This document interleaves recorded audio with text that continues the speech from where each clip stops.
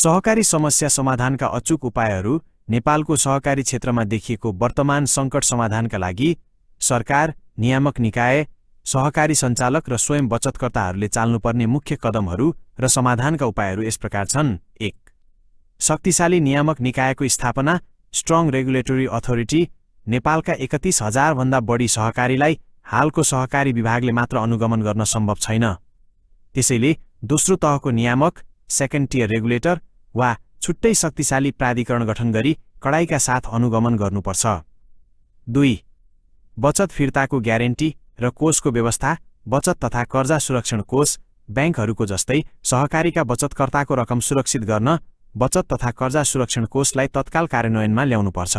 तरलता कोष, सङ्कटमा परेका सहकारीलाई सहयोग गर्न एउटा छुट्टै स्थिरीकरण कोष, स्टेबिलाइजेसन फन्ड सक्रिय बनाउनुपर्छ।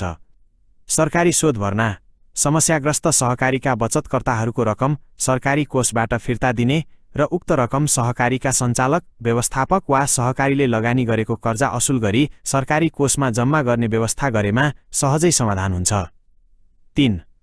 दोषी सञ्चालकमाथि कडा कारबाही र सम्पत्ति जफत। बचतकर्ताको रकम हिनामिना गर्ने सञ्चालकहरूको पहिचान गरी उनीहरूको र उनीहरूका नातेदारको नाममा रहेको घरजग्गा र बैंक खाता रोक्का गरी सो सम्पत्ति लिलाम गरेर बचतकर्ताको पैसा फिर्ता गर्नुपर्छ। 4. सहकारीहरूको एकीकरण, मर्जर। धेरै सङ्ख्यामा रहेका साना र कमजोर सहकारीहरूलाई आपसमा गाभेर ठूलो, पुँजीगत रूपमा बलियो र व्यावसायिक रूपमा दक्ष संस्था बनाउनुपर्छ। यसले सञ्चालन खर्च घटाउँछ र जोखिम वहन गर्ने क्षमता बढाउँछ। 5. कार्यक्षेत्र र लगानीमा कडाई। सहकारीले आफ्नो सदस्यभन्दा बाहिर वा अनुत्पादक क्षेत्र जस्तै रियल स्टेटमा लगानी गर्न नपाउने गरी कडा नियम ल्याउनुपर्छ। एउटै व्यक्ति वा परिवारले धेरै सहकारीमा पद ओगट्न नपाउने व्यवस्था, 1 पर्सन 1 पोजिसन कडाइका साथ लागू गर्नुपर्छ। 6. प्रविधिमा आधारित अनुगमन, डिजिटल मोनिटरिङ। सबै सहकारीका आर्थिक कारोबारहरूलाई एउटै सफ्टवेयर कोपोमिसमा अनिवार्य आबद्ध गरी सहकारी विभागले कार्यालयबाटै दैनिक रूपमा तिनीहरूको वित्तीय स्वास्थ्य जाँच गर्नुपर्छ। विगतमा इमानदारीपूर्वक अनुगमन नगर्ने पदाधिकारीहरूलाई समेत पहिचान गरी कारबाहीको दायरामा ल्याउनुपर्छ। 7. सदस्यहरूको सक्रियता र साक्षरता। बचतकर्ताहरूले केवल ब्याजको लोभमा मात्र पैसा राख्नु हुँदैन। सहकारीको साधारण सभामा भाग लिने, सञ्चालकहरूको लगानीबारे प्रश्न गर्ने र संस्थाको मासिक वित्तीय विवरण माग गर्ने बानी बसाल्नुपर्छ।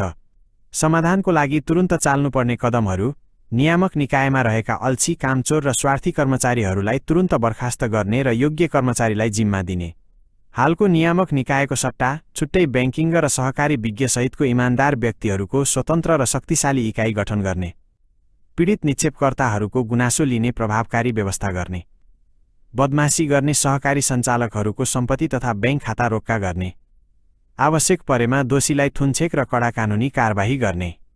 सहकारी पीडितहरूको रकम फिर्ता गर्न सरकारको तर्फबाट छुट्टै कोष खडा गरी निक्षेपकर्ताहरूको रकम उक्त कोषबाट फिर्ता गर्दै जाने र उक्त रकम सञ्चालक तथा कर्जा असुलीबाट क्रमशः शोध भर्ना गर्ने। पुनश्च यो समस्या सजिलै समाधान गर्न सकिन्छ। हालसम्मका प्रयासहरू सफल नहुनुमा इच्छाशक्तिको अभाव, राजनीतिक प्रभाव र नियामक निकायका व्यक्तिहरूको स्वार्थ नै मुख्य कारण हो।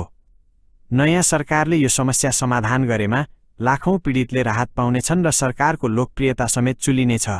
आशा गरौँ नयाँ सरकारले यसका लागि छिट्टै पहल गर्नेछ।